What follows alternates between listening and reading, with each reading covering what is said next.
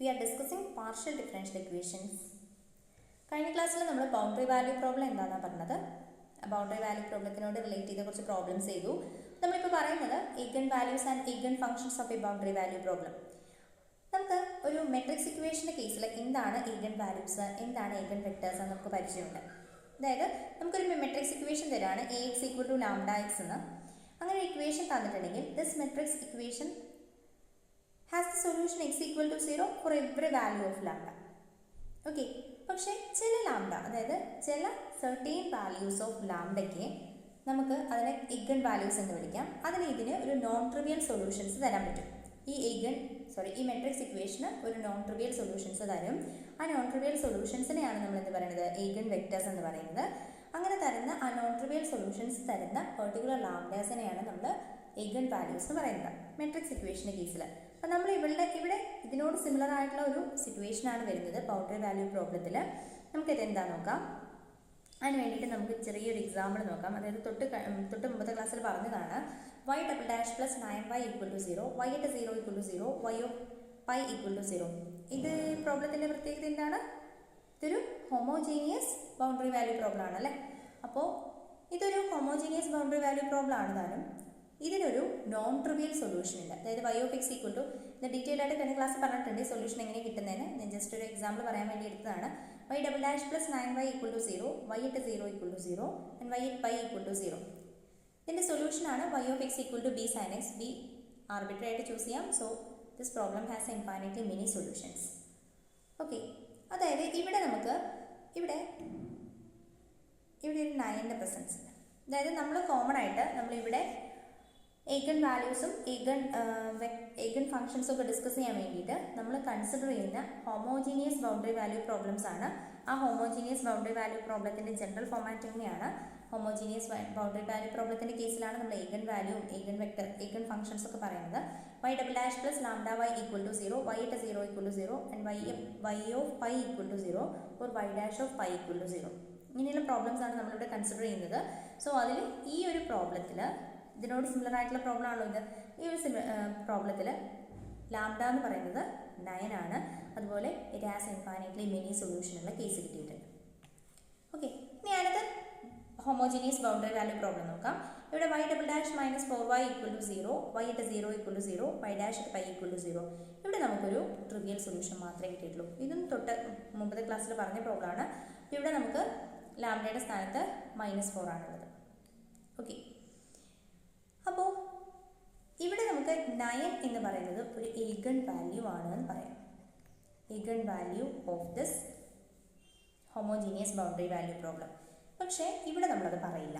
-4 എന്ന് പറയുന്നത് ഒരു ഈഗൻ വാല്യൂ അല്ല. കാരണം എന്താണെന്ന് വെച്ചാൽ ഇവിടെ നമുക്ക് 9 y double dash plus 9y equal to 0 എന്ന് പറയുന്ന ഈ ഒരു ബൗണ്ടറി വാല്യൂ പ്രോബ്ലം നമുക്കൊരു നോൺ ട്രിവിയൽ സൊല്യൂഷൻസ് തരുന്നുണ്ട്. അതുകൊണ്ട് തന്നെ 9 എന്ന് പറയുന്നത് ഈഗൻ വാല്യൂവും അതിന് കറസ്പോണ്ടിങ് ആയിട്ടുള്ള ഈഗൻ ഫംഗ്ഷനാണ് y of x equal to b sin x എന്നുള്ളത്. പക്ഷേ ഈ ഒരു പ്രോബ്ലത്തിൽ നമുക്കിവിടെ കിട്ടുന്നത് ട്രിവിയൽ സൊല്യൂഷനാണ്. സോ ഇതൊരു -4 എന്ന് പറയുന്നത് ഈഗൻ വാല്യൂ ആണെന്ന് പറയില്ല. ഓക്കെ, അപ്പോൾ നമുക്ക് ജനറലായിട്ട് നമുക്കിങ്ങനെ പറയാം. ഒരു homogeneous boundary value problems consider ചെയ്യാണ്. y double dash plus lambda y equal to 0, y at 0 equal to 0 and y at pi equal to 0 or y dash pi equal to 0.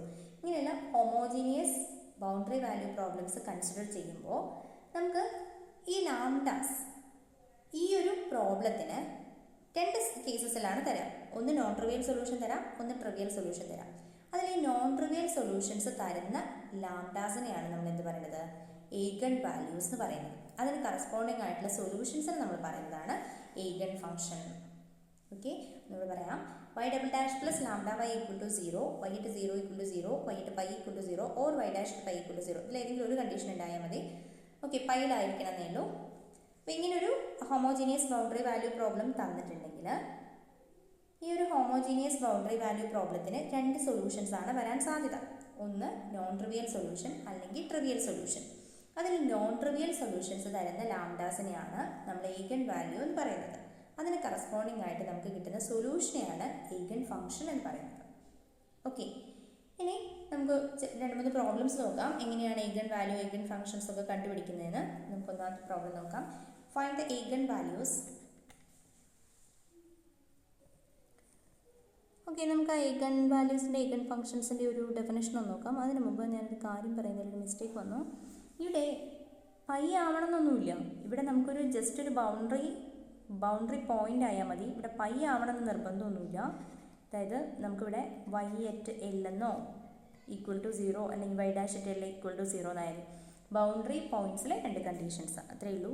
പറഞ്ഞപ്പോൾ mistake വന്നെന്ന് തോന്നുന്നു. അപ്പോൾ ഇവിടെ നമുക്ക് നോക്കാം. ഡെഫിനേഷനാണ്, ജസ്റ്റ് പറഞ്ഞ കാര്യങ്ങൾ തന്നെയാണ്. The values of lambda for which the given homogeneous boundary value problem has non-trivial solution are called eigenvalues and the corresponding non-trivial solutions are called eigenfunctions. Okay, ഇനി നമുക്ക് പ്രോബ്ലംസ് നോക്കാം. പ്രോബ്ലംസ് നമ്മൾ ജനറൽ ആയിട്ടാണ് പറയുന്നത്. അപ്പോൾ ഇവിടെ നമുക്കിത് ചെയ്യുന്നതിൻ്റെ ഉദ്ദേശം എന്താ വെച്ചാൽ നമുക്കിനി വരുന്ന കേസിൽ ഹീറ്റ് ഇക്വേഷനും വേവ് ഇക്വേഷനും ഡിറൈവ് ചെയ്യാന്നുള്ളതാണ്. അപ്പോൾ അതിന് വേണ്ടിയിട്ടുള്ള ഒരു മുന്നൊരുക്കങ്ങളാണിതെല്ലാം. അപ്പോൾ നമുക്ക് അതിന് വേണ്ടിയിട്ട് എന്താണ് ഈ ഒരു ബൗണ്ടറി വാല്യൂ പ്രോബ്ലത്തിനെ ഈഗൻ ഫംഗ്ഷനും ഈഗൻ വാല്യൂ എന്നുള്ളത് എന്താണ് ഉദ്ദേശിക്കുന്നതെന്ന് മനസ്സിലാവണം. അതിന് വേണ്ടിയിട്ടാണ് ഈ കാര്യങ്ങൾ പറയുന്നത്. Okay, find the eigenvalues and eigenfunctions of the boundary value problem y double dash plus lambda y equal to 0, y at 0 equal to 0 and y of phi equal to 0. ഇതാണ് നമുക്ക് രണ്ട് ബൗണ്ടറി കണ്ടീഷൻ തന്നിട്ടുള്ളത്. അപ്പോൾ നമുക്ക് എന്താണെന്ന് വെച്ചാൽ ഇവിടെ lambda എന്ന് പറയുന്ന സ്പെസിഫിക് ആയിട്ട് നമുക്ക് തന്നിട്ടില്ല. അപ്പോൾ ഈ ലാംഡ എന്തൊക്കെയാവാം? ഒന്നുകിൽ പോസിറ്റീവ് ആവാം, അല്ലെങ്കിൽ നെഗറ്റീവ് ആവാം, അല്ലെങ്കിൽ 0 ആവാം അല്ലേ. അപ്പോൾ നമ്മൾ 3 കേസസിലും സെപ്പറേറ്റ് കണ്ടുപിടിക്കണം. ഓക്കെ, പ്രൂഫ് അല്ല, സൊല്യൂഷൻ.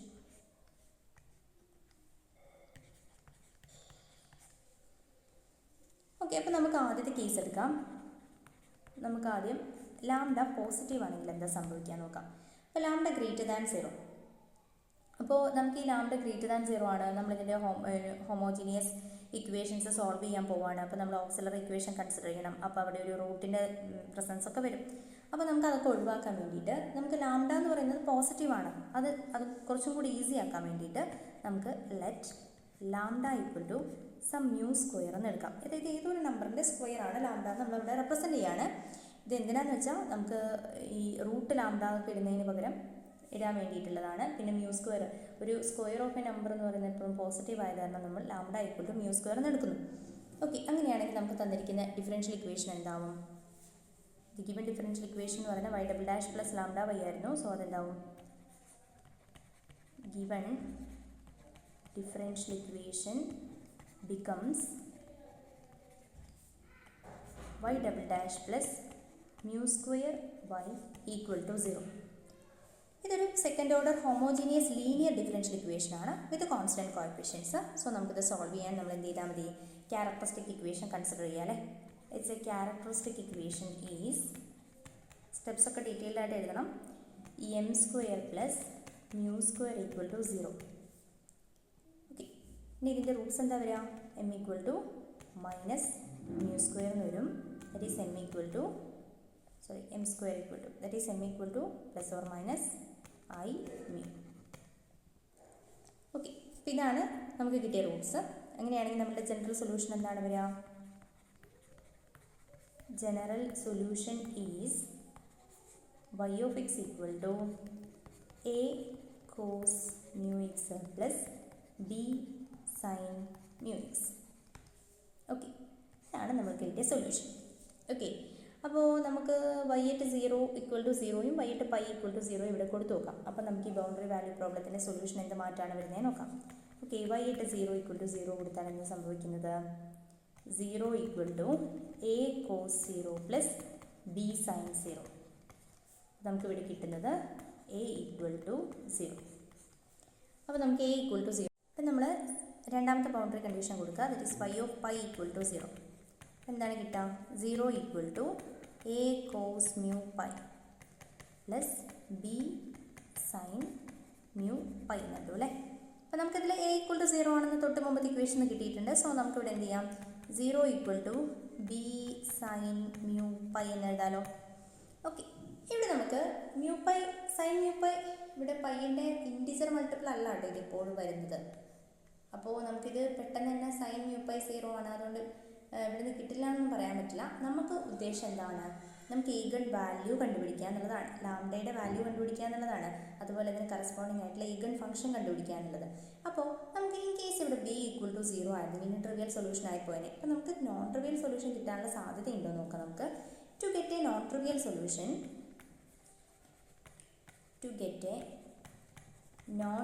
സൊല്യൂഷൻ, ബി എന്താവരുത്, 0 ആവാൻ പാടില്ല അല്ലേ. പിന്നെ ഒരു പോസിബിലിറ്റി ഉള്ളത് സൈൻ മ്യൂ പൈക്ക് 0 ആവാന്നുള്ളതാണ്. അപ്പോൾ നമുക്ക് ശരിക്കും എന്താ കണ്ടുപിടിക്കേണ്ടത്, ലാംഡയുടെ വാല്യൂ ആണ് കണ്ടുപിടിക്കേണ്ടത്. ലാംഡ കിട്ടാൻ വേണ്ടി എന്ത് കിട്ടണം, മ്യൂയുടെ വാല്യൂ കിട്ടണം. ഓക്കെ, അപ്പോൾ നമുക്കിവിടെ നോക്കാം. Sine mu pi equal to 0 ആണെങ്കിൽ ഉള്ള കണ്ടീഷൻ എന്താണ്, മ്യൂ പൈ എന്ന് പറയുന്നത് മൾട്ടിപ്പിൾ ഓഫ് പൈ ആയിരിക്കണം, അതായത് ഇൻ്റഗ്രൽ മൾട്ടിപ്പിൾ ഓഫ് പൈ ആയിരിക്കണം. അപ്പോൾ ഞാനിവിടെ എൻ പൈ എന്ന് കൊടുത്തു, N equal to 1 2 3 etcetera. Okay, mu pi equal to N pi എന്ന് കിട്ടി. അങ്ങനെയാണെങ്കിൽ മ്യൂ എന്താവണം, മ്യൂ ഈക്വൽ ടു എൻ ആവണം. എന്നാൽ മ്യൂ എന്തായിരുന്നു നമ്മളുടെ ലാംഡ എന്ന് പറയുന്നത്, ലാംഡ ഈക്വൽ ടു നമുക്ക് ഈഗൺ വാല്യൂ ആണ് കണ്ടുപിടിക്കേണ്ടത്. സോ നമ്മളുടെ എടുത്തിരിക്കുന്ന ഈഗൺ വാല്യൂ എന്ന് പറയുന്ന ലാംഡ എന്നാണ്. Lambda equal to mu square ആയിരുന്നു. അപ്പോൾ നമുക്ക് കിട്ടുന്ന ഈഗൺ വാല്യൂസ് എന്താണ്, എൻ സ്ക്വയർ ആണ്. ഓക്കെ, അപ്പോൾ നമ്മളിത് ഇക്വേഷനിൽ സബ്സ്റ്റിറ്റ്യൂട്ട് ചെയ്ത് കൊടുക്കാം. അപ്പോൾ നമുക്ക് എന്താ കിട്ടുക, നമ്മളുടെ സൊല്യൂഷൻ എന്ന് പറയുന്നത് y of x equal to a cos mu x plus b sine mu x എന്നായിരുന്നു. ഓക്കെ, അപ്പോൾ നമുക്കിതിനെ എന്ത് കിട്ടും, ഈ എ ഈക്വൽ ടു 0 ആണ് നമുക്ക് കിട്ടിയിട്ടുണ്ട്, ബി ആണ് ഇതിനെ സ്പെസിഫിക് ആയിട്ട് കിട്ടാതിരുന്നത്. അപ്പോൾ നമുക്കിതിനെ ബി സൈൻ മ്യൂ എന്ന് പറയുന്നത് എന്തായി, എൻ എക്സ് ആയി അല്ലേ, മ്യൂ ഈക്വൽ ടു എൻ ആണ്. സോ എൻ എക്സ്, നമ്മൾ ബീനെ നമ്മൾ 1 എന്ന് ചൂസ് ചെയ്യും. അപ്പോൾ നമുക്ക് എന്ത് കിട്ടും, y of x equal to b sine, sorry b പിന്നെ എഴുതി, സൈൻ എൻ എക്സ് എന്ന് കിട്ടും. അപ്പോൾ നമുക്ക് y double dash plus lambda y equal to 0, y double dash plus lambda y equal to 0 and y at 0 equal to 0, y at pi equal to 0 എന്ന് പറയുന്ന homogeneous boundary value പ്രോബ്ലത്തിൻ്റെ lambda എന്ന് പറയുന്ന eigen values ഏതൊക്കെയാണ്, lambda equal to n square, അതിന് corresponding ആയിട്ടുള്ള eigen ഫംഗ്ഷനാണ് y of x equal to sine n x എന്നുള്ളത്. അപ്പോൾ നമുക്കിതൊരു എന്താണ്, ഇതിലൊന്നിൽ കൂടുതൽ ഈഗൺ വാല്യൂസും അതിന് കറസ്പോണ്ടിങ് ആയിട്ടുള്ള ഈഗൺ ഫംഗ്ഷൻസ് നമുക്ക് കിട്ടിയിട്ടുണ്ട്. അപ്പോൾ നമുക്കിതിനെ ശരിക്കും ഇങ്ങനെ റെപ്രസെൻറ്റ് ചെയ്യാം, ഈഗൺ വാല്യൂസ് എഴുതിയിട്ട് ലാംഡ എന്ന് എഴുതാം, അതായത് ഫസ്റ്റ് 1 സെക്കൻഡ് 1 അങ്ങനെ എഴുതാം. എൻ സ്ക്വയർ അതിന് കറസ്പോണ്ടിങ് ആയിട്ടുള്ള ഈഗൺ ഫംഗ്ഷൻസ് എന്ന് പറഞ്ഞാൽ corresponding eigen functions are y n of x എന്ന് കൊടുക്കാം, y n of x equal to sine n x. Okay, അപ്പോൾ നമുക്കിവിടെ കിട്ടുന്നത് എന്താണ്, ലാംഡ അതായത് 1, lambda 1 equal to 1 and lambda 2 equal to 2 square അല്ലേ, അപ്പോൾ 4, lambda 3 equal to 3 square 9 etcetera എന്ന് പറഞ്ഞു. അതിന് കറസ്പോണ്ടിങ് ആയിട്ടുള്ള ഈഗൺ ഫംഗ്ഷൻസ് എന്തൊക്കെയാണ് വരിക, y1 ഓഫ് എക്സ് എന്ന് പറഞ്ഞാൽ sign X, y2 of x എന്ന് പറഞ്ഞാൽ sign 2x, y3 of x എന്ന് പറഞ്ഞാൽ സൈൻ 3x എന്ന് പറഞ്ഞാൽ അങ്ങനെ പോകും. ഓക്കെ, അപ്പോൾ നമ്മളിവിടെ എന്ത് മാത്രമേ കണ്ടുപിടിച്ചിട്ടുള്ളൂ, ഒരൊറ്റ കണ്ടീഷൻ മാത്രമേ കണ്ടുപിടിച്ചിട്ടുള്ളൂ, ലാംഡ പോസിറ്റീവ് ആകുമ്പോഴുള്ളത്. നമ്മളിനി എന്ത് ചെയ്യണം, ലാംഡ നെഗറ്റീവ് ആകുമ്പോഴുള്ളത് നോക്കണം, ലാംഡ 0 ആകുമ്പോഴുള്ളത് നോക്കണം. അപ്പോൾ നമുക്ക് രണ്ടാമത്തെ കേസ് നോക്കാം, ലാംഡ നെഗറ്റീവ് ആകുമ്പോഴത് എങ്ങനെയാണ്. Okay, case 2 lambda less than 0. Okay, അപ്പോൾ നമുക്ക് നേരത്തെ നമ്മൾ എന്ത് കൊടുത്തു, lambda equal to mu square എന്ന് കൊടുത്തു അല്ലേ. അപ്പോൾ ഇവിടെ നമുക്ക് കുറച്ചുകൂടെ lambda equal to minus mu square എന്ന് കൊടുക്കാം. അതായത് mu square is always a positive number, അതിൻ്റെ നെഗറ്റീവ് എടുക്കാം. അപ്പോൾ എപ്പോഴും നെഗറ്റീവ് ആയിരിക്കില്ലേ.